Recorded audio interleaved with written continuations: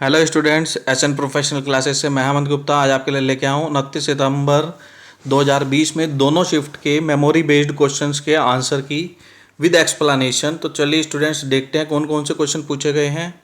एक क्वेश्चन पूछा गया है स्टूडेंट्स आपसे, फाइल एक्सटेंशन मैच करने थे आपसे और फाइल्स के नाम दिए थे audio file, video file, image file और डॉक्यूमेंट फाइल। तो इनको फाइल्स के एक्सटेंशन मैच करने थे। तो चलिए देखते हैं इसका करेक्ट आंसर क्या होना चाहिए था स्टूडेंट्स। तो था ऑडियो फाइल का जो करेक्ट एक्सटेंशन है MP3 है, ठीक है। वीडियो फाइल का जो एक्सटेंशन है वो MP4 है और इमेज फाइल का जो एक्सटेंशन है वो JPEG है और डॉक्यूमेंट फाइल का जो सही आपका फाइल एक्सटेंशन बनता है वो .doc है। तो ये आपका सही आंसर होना था, ये कदम होना था स्टूडेंट्स। चलिए अब इससे संबंधित रेफरेंस के तौर पे इन्हें समझ लेते हैं। MP3 की जो फुल फॉर्म होती है वो होती है बेटा MPEG ऑडियो लेयर 3 और JPEG की जो फुल फॉर्म है वो होती है जॉइंट फोटोग्राफिक एक्सपर्ट्स ग्रुप और डॉक्यूमेंट की होती है DOC की होती है डॉक्यूमेंट और MP4 की होगी MPEG for AVC advanced video coding. हो सकता है इनके बारे में आपसे फुल फॉर्म के बारे में नेक्स्ट शिफ्ट में पूछ ले, तो इसलिए हम आपके लिए पेपर में पूछे गए क्वेश्चंस प्लस रेफरेंस के तौर पर उनसे संबंधित जो जो इंपॉर्टेंट तथ्य होते हैं वो भी शामिल करते हैं। तो इस वीडियो को कंप्लीट देखिएगा, बहुत ही इंपॉर्टेंट होने वाला है। और स्टूडेंट यदि आप नए हैं तो हमारे चैनल को सब्सक्राइब करें और सब्सक्राइब करने के बाद बेल आइकन को प्रेस करें और साथ ही साथ प्रीवियस डेज में जो एग्जामिनेशन हुए हैं उनको भी जरूर कंसीडर कर लें। उन सभी शिफ्ट में हमने विद डिटेल एक्सप्लेनेशन करी है जैसे इस पेपर में कर रहे हैं। तो चलिए एक क्वेश्चन पूछा गया था आपसे क्योटो प्रोटोकॉल से संबंधित, तो इसके बारे में भी हमने लिख दिया है कि ये जो क्योटो प्रोटोकॉल है मुख्य रूप से क्योटो यानी कि जापान, क्योटो कहाँ पर है, जापान में 11 दिसंबर 1997 में एक्सेप्ट किया गया था और ये जो एनेक्टेड हुआ था, ये इम्प्लीमेंट हुआ था 16 फरवरी 2005 से। और जो फर्स्ट कमिटमेंट पीरियड है वो क्योटो प्रोटोकॉल का वो एक्सपायर हुआ था 31 दिसंबर 2012 को और इसको बढ़ा करके एक्सटेंशन हुआ था इसका 2020 तक, जो कि इस साल एक्सपायर हुआ है, हो जाएगा।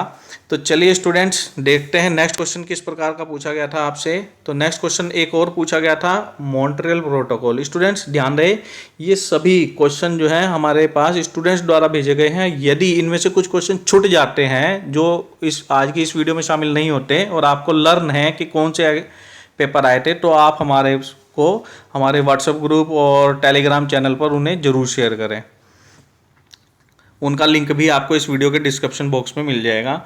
तो चलिए स्टूडेंट्स मॉन्ट्रियल प्रोटोकॉल से संबंधित एक क्वेश्चन पूछा गया था, तो यहाँ पर हमने मॉन्ट्रियल प्रोटोकॉल से संबंधित महत्वपूर्ण तथ्य लिख दिए हैं, तो आप उसके अकॉर्डिंगली इसका आंसर बना लेंगे। जो भी क्वेश्चन पूछा गया था तो उन्हें क्वेश्चन पूरा कंप्लीट याद नहीं था मॉन्ट्रियल प्रोटोकॉल से संबंधित, तो हमने उसके बारे में आपको यहाँ पर डिस्कस कर दे रहे हैं कि मॉन्ट्रियल प्रोटोकॉल से संबंधित क्या महत्वपूर्ण तथ्य हो सकते हैं। तो स्टूडेंट्स ये एक मुख्य रूप से ओजोन लेयर से संबंधित प्रोटोकॉल था, जो एक एग्रीमेंट था। इसके अंदर क्या किया था कि ये जो मॉन्ट्रियल प्रोटोकॉल है ये 16 सितंबर 1987 को एग्री किया गया था और ये जो फोर्सफुली लागू हुआ था ये 1 जनवरी 1989 को इम्प्लीमेंट हुआ था। चलिए नेक्स्ट देखते हैं स्टूडेंट्स, एक कैच मेमोरी से संबंधित क्वेश्चन पूछा गया था।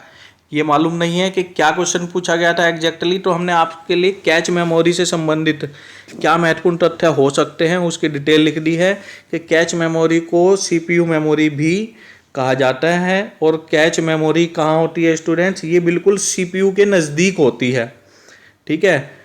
और मुख्य रूप से ये प्राइमरी मेमोरी और CPU के बीच होती है और कैच मेमोरी CPU के नज़दीक होती है। हो सकता है क्वेश्चन ऐसा पूछा गया हो कि CPU के नज़दीक कौन सी मेमोरी होती है, तो वहाँ पर आ जाएगा स्टूडेंट्स CPU के नज़दीक जो है सबसे पहले कैच मेमोरी होती है, फिर उसके बाद प्राइमरी मेमोरी और फिर लास्ट में होती है आपकी सेकेंडरी मेमोरी। चलिए कैच मेमोरी के बारे में महत्वपूर्ण तथ्य हमने लिख दिए हैं, आप इनको भी जरूर कंसीडर कर लें। ये क्या है कि कैच मेमोरी स्टूडेंट्स एक हाई स्पीड मेमोरी है और ये जो है कैच मेमोरी आपकी मेन मेमोरी से महंगी मेमोरी होती है, लेकिन सीपीयू रजिस्टर से इकोनॉमिकली कम होती है या उसके इकोनॉमिकली होती है।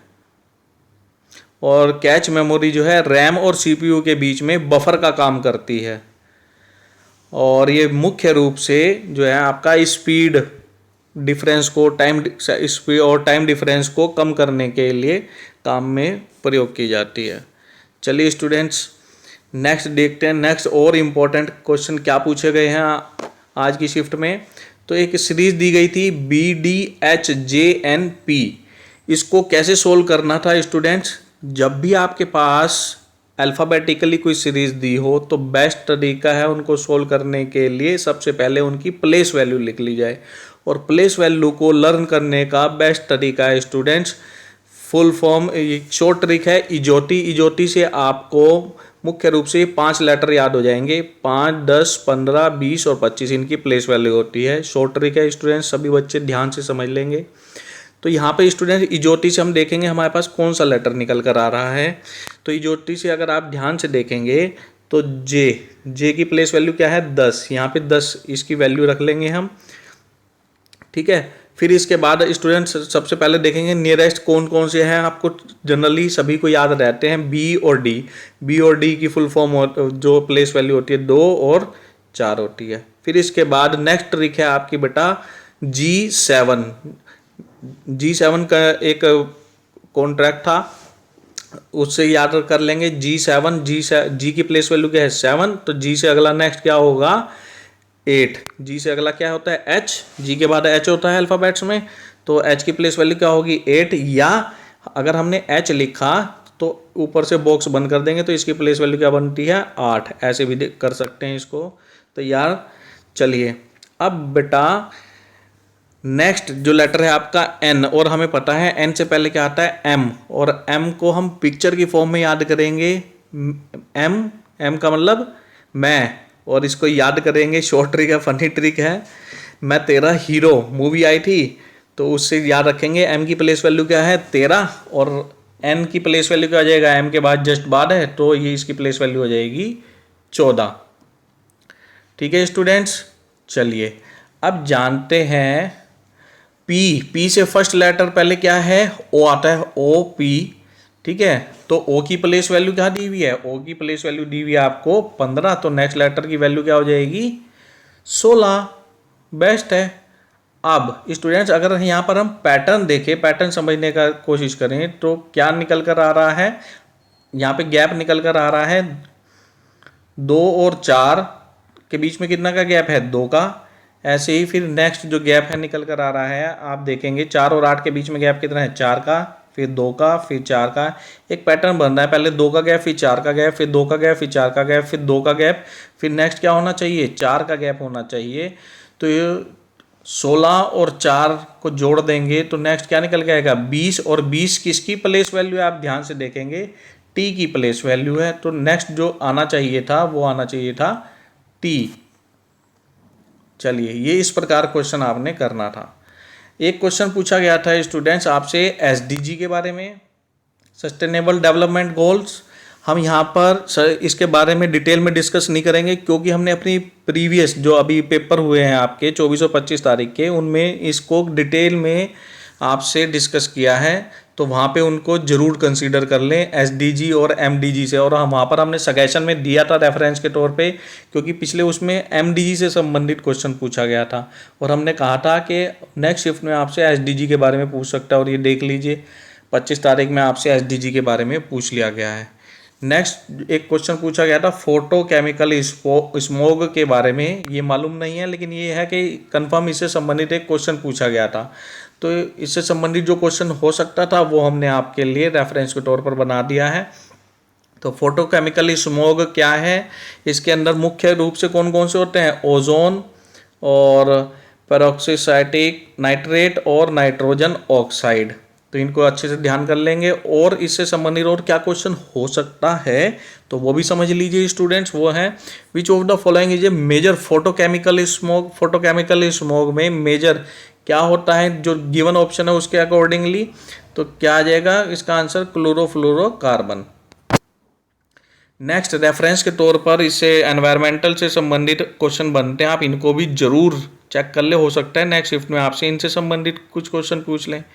तो फर्स्ट क्वेश्चन है, which of the following diseases are caused by the smog.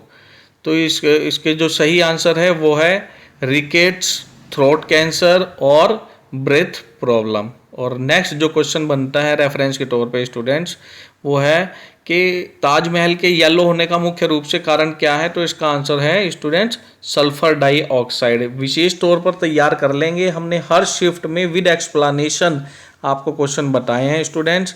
अगर आपने पिछली वीडियो नहीं देखी तो उनको भी जरूर कंसीडर कर लें, मोस्ट इंपॉर्टेंट है। और रेफरेंस के तौर पर जो हम बता रहे हैं, मतलब देखा गया है कि अगली शिफ्ट में उनसे संबंधित कुछ ना कुछ क्वेश्चन पूछ लिया जाता है, तो बेटर है आप सभी वीडियो को डिटेल से चेक कर लें। एक क्वेश्चन पूछा गया था स्टूडेंट्स, सीरीज से संबंधित था, 4, 12, 28, 52 और नेक्स्ट सीरीज पूछी थी। तो नेक्स्ट का आंसर आना था आपका 84। 84 को कैसे कैलकुलेट करा था, तो 84 को कैलकुलेट करा था students 1 square plus 3, 3 square plus 3, यानी कि एक एक लेटर छोड़ के, एक के बाद 2 का गैप, फिर 3 का स्क्वायर प्लस 3, फिर 4 छोड़ के फिर 5 का स्क्वायर प्लस 3, फिर 6 छोड़ के 7 का स्क्वायर प्लस 3 करेंगे। तो आपका एक लेटर सीरीज का पैटर्न निकल कर आ रहा था। तो इसी फॉर्मेट को ध्यान में रखते हुए 7 के बाद एक गैप छोड़ देंगे 8 और नेक्स्ट लेटर हो जाएगा 9। तो 9 का स्क्वायर करेंगे और प्लस 3 करेंगे तो आंसर आएगा 84। तो स्टूडेंट्स इस टाइप के क्वेश्चन को दूसरे तरीके से भी कर सकते हैं, हमें कुछ भी पैटर्न यानी कि उसका पैटर्न समझना है, कोडिंग डिकोडिंग में एक पैटर्न समझना है कि किस पैटर्न पे है। तो चलिए इस क्वेश्चन को दूसरे तरीके से समझते हैं। 4 और 12 के बीच में गैप है 8, 12 और 28 के बीच में गैप है 16 और 28 और 52 के बीच में गैप है 24 और इन गैप के बीच में फिर से गैप है 8, 8 का। ठीक है, तो नेक्स्ट लेटर क्या हो जाएगा ऐसे ही 8, फर्स्ट है 8, 8 दूनी 16, 8 या 24, 8 चौक 32, ऐसे भी हो सकता है, या 8 8 जोड़ते जाएं तब भी हो जाएगा आपका। तो 52 और 32 को ऐड कर लेंगे तो 84 आ जाएगा। तो ऐसे आपने निकालना था। अगर आपने हमारी पिछली वीडियो देखी हो स्टूडेंट्स, तो उसके अंदर भी इसी प्रकार का एक क्वेश्चन पूछा गया था, वहाँ पर आंसर था 82। हमने रेफरेंस के तौर पे उसे भी इस वीडियो में शामिल कर लिया है। प्रीवियस शिफ्ट में क्या पूछा गया था, नंबर सीरीज थी 2, 10, 26, 52। तो वहाँ पे भी सेम पैटर्न था, इनके बीच का गैप था 8 8 का सेम गैप था और लेटर जो है आप ये देखिए ना डिफरेंस सेम था, केवल 2 लेटर बढ़े हैं पिछले। यहाँ 2, 10, 26, 50 दिया है और वहाँ पर देखिए वहाँ पर आपको क्या दिया था 4, 12, 28, 52। तो 2 ही बढ़े हैं। आंसर पिछली शिफ्ट में 82 था, इस शिफ्ट में 84 आ जाएगा। अगर आपने उस वीडियो को देखा होता तो आपका ये क्वेश्चन भी सही हो जाता। जिन स्टूडेंट का सही नहीं हुआ है, जिनका अच्छा हुआ है उनके लिए बेटर है। रेफरेंस के तौर पे ये एक लेटर सीरीज है, अच्छी लेटर सीरीज है, तो इसे भी आप तैयार कर लेंगे। इसका करने का तरीका समझ लेंगे। तो सीरीज है 11, 24, 50, 102 और 206। इसको कैसे सोल्व करेंगे, 11 दूना 22 प्लस 2, फिर 24 दूना 48 प्लस 2, फिर नेक्स्ट लेटर है 50, 50 दूनी 100 प्लस 2, है ना। ऐसे ही 102 दूनी 204 प्लस 2। तो ऐसे ही नेक्स्ट पैटर्न बनता है 206 दूनी 412 प्लस 2, 414। 414 आपका आंसर आएगा। एक क्वेश्चन पूछा गया था बेटा जीआईएफ से संबंधित, जीआईएफ की फुल फॉर्म के बारे में पूछा था। तो जीआईएफ की जो फुल फॉर्म है वो है graphical interchange format, graphics interchange format.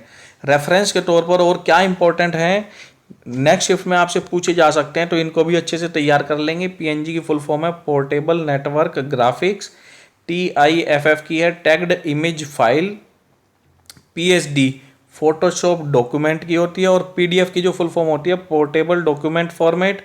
और नेक्स्ट है ईपीएस एनकैप्सुलेटेड पोस्ट स्क्रिप्ट, इसकी फुल फॉर्म होगी। तो रेफरेंस के तौर पर जो हम बता रहे हैं इनको बहुत इंपॉर्टेंट तौर पर याद कर लेंगे।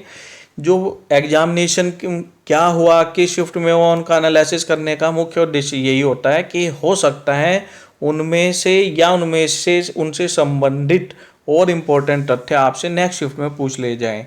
तो इसी को ध्यान में रखते हुए हम पेपर प्लस पेपर से संबंधित क्या पैटर्न है और उससे संबंधित क्या इंपॉर्टेंट क्वेश्चन बनते हैं उनको भी अपनी वीडियो में शामिल करते हैं। तो इसलिए स्टूडेंट्स सारी वीडियो बहुत ही इंपॉर्टेंट है। स्टूडेंट्स के फ़ोन आते हैं कि सर आपकी वीडियो देखी, रेफरेंस में से आया या मेन वीडियो में से आया, तो डायरेक्ट क्वेश्चन आ रहे हैं, तो आप प्ले लिस्ट में जाकर सभी वीडियो को जरूर देख लीजिए, एटलीस्ट पेपर 1 की जरूर देख लीजिए। नेक्स्ट जो एक क्वेश्चन पूछा गया बेटा वो है how to measure speed of internet. Internet की स्पीड को किस में मेजर करते हैं? एमबी में। एमबी की फुल फॉर्म होगी मेगाबाइट। तो चलिए स्टूडेंट्स, यदि आप हमारे चैनल पर नए हैं और आपने अभी तक चैनल को सब्सक्राइब नहीं किया तो जल्दी से चैनल को सब्सक्राइब कर ले और बेल आइकन को प्रेस कर ले और साथ ही साथ इस वीडियो को अपने सभी सोशल मीडिया प्लेटफॉर्म पर शेयर करें ताकि आपके अन्य मित्र भी इसका बेनिफिट ले सकें। रेफरेंस के तौर पर जैसे हमने देखा कि फाइल के एक्सटेंशन पूछे गए थे, तो अदर एक्सटेंशन और उनकी जो फुल फॉर्म है उनके बारे में इनको तैयार कर लेंगे। .doc या .docx होता है, तो ये किसका है? माइक्रोसॉफ्ट वर्ड फाइल का है। .odp open office writer document file, PDF की है पीडीएफ फाइल, और RTF की है रिच टेक्स्ट फॉर्मेट। .tex की है ए लेटेक्स डॉक्यूमेंट फाइल, और .txt की है प्लेन टेक्स्ट फाइल, और .wpd वर्ड परफेक्ट डॉक्यूमेंट। ये रेफरेंस के तौर पर जो बता रहे हैं इनको अच्छे से तैयार कर लेंगे स्टूडेंट्स, हो सकता है नेक्स्ट शिफ्ट में आपसे पूछ ले। तो अभी के लिए thank you students, thank you for watching. Please like comment and subscribe our channel. और स्टूडेंट्स यदि आपको इनके अलावा कुछ और क्वेश्चन याद हैं तो कमेंट बॉक्स में कमेंट करके ज़रूर बताएं। और इस वीडियो का इमेज प्राप्त करना चाहते हैं तो हमारे टेलीग्राम चैनल से ज़रूर ज्वाइन होएं और व्हाट्सएप ग्रुप से ज्वाइन होएं। उन सभी के लिंक और इम्पोर्टेंट वीडियो के लिंक इस वीडियो के डिस्क्रिप्शन बॉक्स में दे दिए जाएंगे। और साथ ही साथ पेपर 1 और पेपर 2 से संबंधित जो महत्वपूर्ण आपकी वीडियो हैं, क्विज हैं, उन सभी के लिंक और साथ ही साथ इम्पोर्टेंट बुक्स जो कि आपकी प्रिपरेशन के लिए 4 चांद लगा देंगी, उनके लिंक इस वीडियो के डिस्क्रिप्शन बॉक्स में है, आप उनको जरूर कंसीडर करिएगा। Okay students, thank you.